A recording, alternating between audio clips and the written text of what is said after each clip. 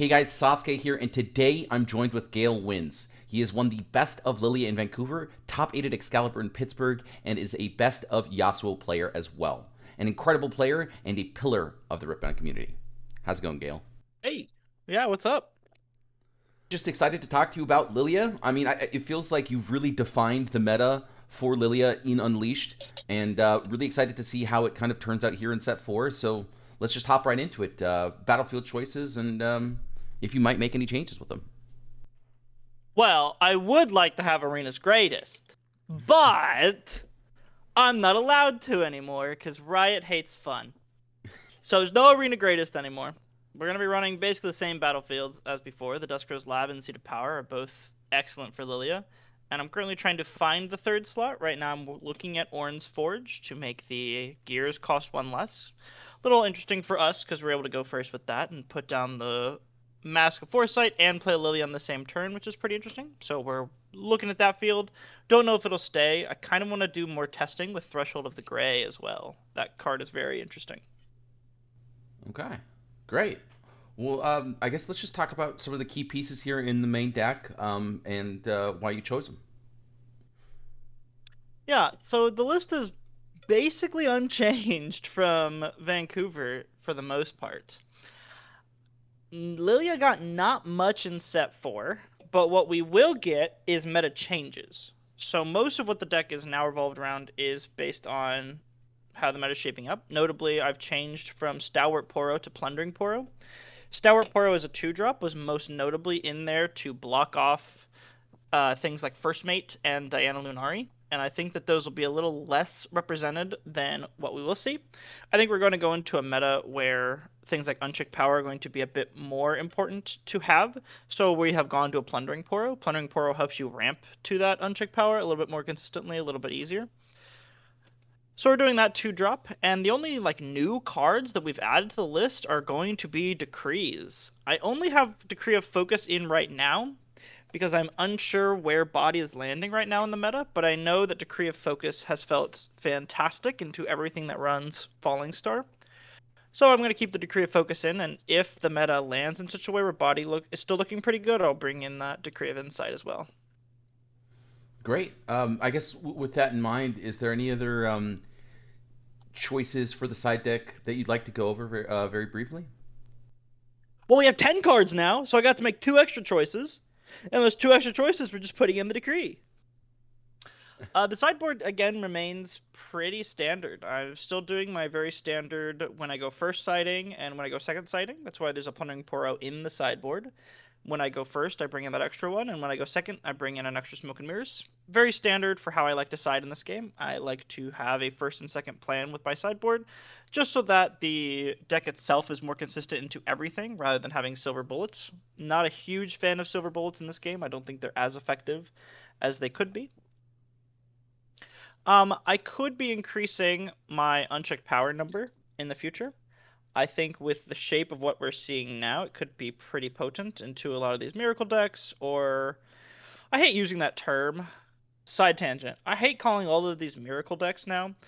They're not really miracle decks. Zed is not a miracle deck. It just runs Raza. It's fine, guys. We can just call it like a normal mid-range deck that just makes guys. We're not doing the whole looping bushwhack thing anymore.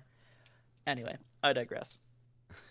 So I'm probably going to end up adding in an extra unchecked power on the side. Currently, I'm not testing with it. And everything else remains pretty standard. Potentially, I want a third charm in as well. That'll help deal with the threat of something like Kale, which has become quite problematic for the deck. Well, great. I guess just one last quick question. Why is Riptide Rex in the deck? I think a lot of players, at least ones that I've seen locally, have kind of veered away from the Riptide Rex, just really not understanding the purpose of it in the deck. It kills Vex. Fair enough. Yeah, very simple answer. But that's what the card says. That's what the text of the card says. When you play me, kill a Vex at a battlefield. That's what it says. That's fair. Okay. Well, there you go, It guys. also notably just is your best tempo swing card. This deck is not really a deck that can have tempo swing. It wants to go aggro, aggro, aggro. So having a single card in it that can switch the board state pressure is very potent for a deck like this. Even if you don't have too many of it, like right now we're on 2 instead of 3 like we were before, because I expect Vex Apathetic to go down representation a bit. So I only have 2 Rexes in main now. But just having the threat of being able to immediately switch board presence is very strong for a deck that is also putting so much pressure on the point axis of the game. Yeah, all right. Well, there you go. Yeah, it makes a lot of sense. Okay. Well, Unleashed is basically ending this week, if not technically already. Have there been any new legends that you've looked at, or has it really just been Lillia for you? I was excited with the idea of a mid-range Jace. I was hoping we'd get more gear units and I can like play Yasuo again in a different color where I get to ready my gear units. I was like, that sounded really fun. Uh, we didn't, so I'm less interested in Jace now. He's just an Aurora bot pretty much now, which is really depressing. I tried to play some mid-range Jace earlier with like the Hextech core and things like that. Didn't go too well. Cannon's like always gonna be fine. Like I was really excited for purple yellow to begin with, so I was like all in on that. But then it was like a cannon, and that thing's like a rat, and I really don't like rats. And I also have to be a hipster in a way. I can't just play the super popular thing. So everyone's trying to play cannon, and it's a rat, and I was like, you know what? I'll pass. I'm good, G. You know what I mean? Yeah, I do. I do. I'm kind of with you there. I feel like playing like the number one deck. It just something rubs me the wrong way about it. So I get it. There's no real reason other than I don't like it. So I totally get it. But with that there, let's just I guess wrap things up. Is there any shout outs you want to give? Where can we find you on the internet? Do you have a YouTube and all that? Well, my YouTube's been pretty sporadic. I started to do card reveals for this season, and then I got really sad about this set, so that I stopped doing it. I need to finish up just doing those card reveals at least. But you can find that at Galewin's Riftbound. For you can see the few episodes that I have out about that. I think that's like 50% of the set currently shown with my thoughts on each card. You can find me on Twitter, which is Gale Wins with 2 S's on Twitter.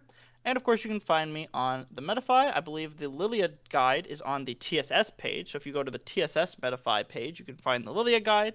And of course, the link to our blooming Discord that we have set up, where you can come in and see testing and get information from the top players of the game. Perfect. Well, thank you so much, Gail.